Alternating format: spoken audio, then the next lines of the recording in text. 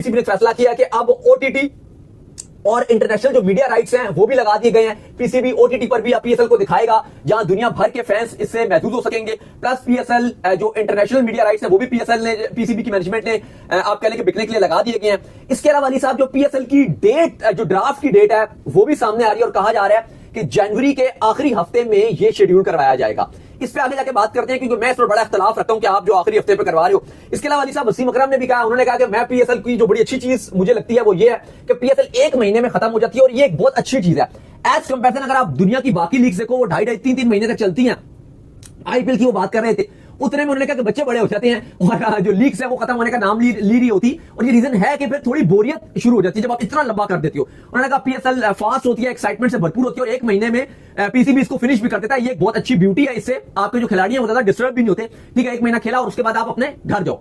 बाकी अली साहब जो ड्राफ्ट की डेट आ रही है वो आ रही है कि अब ये कह रहे हैं जी कि 20 जनवरी के बाद रखी जाएगी। आई थिंक ये बहुत गलत टाइम रहेगा, क्योंकि उस टाइम आपकी जो हाइप है वो वर्ल्ड कप की होगी, प्लस आपका ऑस्ट्रेलिया ने पाकिस्तान आना है वो आपकी सीरीज चल रही होगी। क्योंकि आपने जो एफटीपी में डेट्स आ रही थी वो तो आपकी 30 जनवरी थी, लेकिन उतना आप लेट नहीं करोगे। आप पॉसिबल तौर पे इसको 20-21 जनवरी से आप शायद इस सीरीज को शुरू कर दोगे। 20-22 जनवरी से जो अपडेट्स आ रही हैं पाकिस्तान ऑस्ट्रेलिया का टूर ऑफ पाकिस्तान, क्या 20-22 से शुरू कर दोगे? तो अगर आप उस दरमियान में जब ऑस्ट्रेलिया की सीरीज चल रही होगी और आप वहां पर पीएसएल का ड्राफ्ट करवा रहे होगे, मतलब आप मुझे खुद बताओ कि पीएसएल के कोई ड्राफ्ट की हाइप होगी?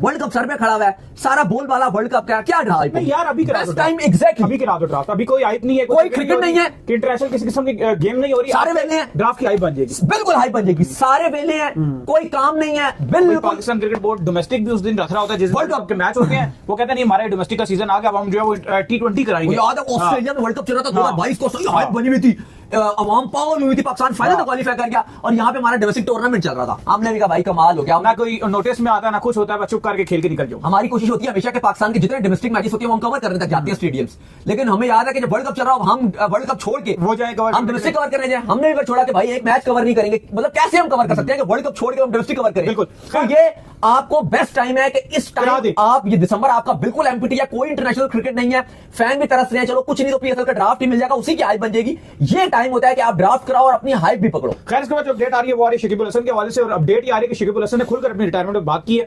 उनका ये कहना है कि मेरा जो प्लान है वो ये है कि मुझे एक T20 सीरीज, एक ओडीआई सीरीज और एक टेस्ट सीरीज जो बांग्लादेश में दे दी जाए, तो मैं बांग्लादेश में ये तमाम जो तीनों मैंने आपको बताई ये सीरीजें खेलकर आराम से अपनी रिटायरमेंट का ऐलान कर दूंगा। मेरी ख्वाहिश देख मैं क्या चाहता हूं, ये शकीबुल हसन ने अपना रिटायरमेंट प्लान बताया। उन्होंने कहा कि मैंने वैसे बताया नहीं, लेकिन मेरी ये ख्वाहिश है कि मैं एक टेस्ट सीरीज फुल फ्लैश जो टूर है बांग्लादेश के अंदर कोई भी टीम आए तो वो मैं पूरा खेलना चाहता हूं। मसला उनका ये है टेस्ट सीरीज, ओडीआई और T20।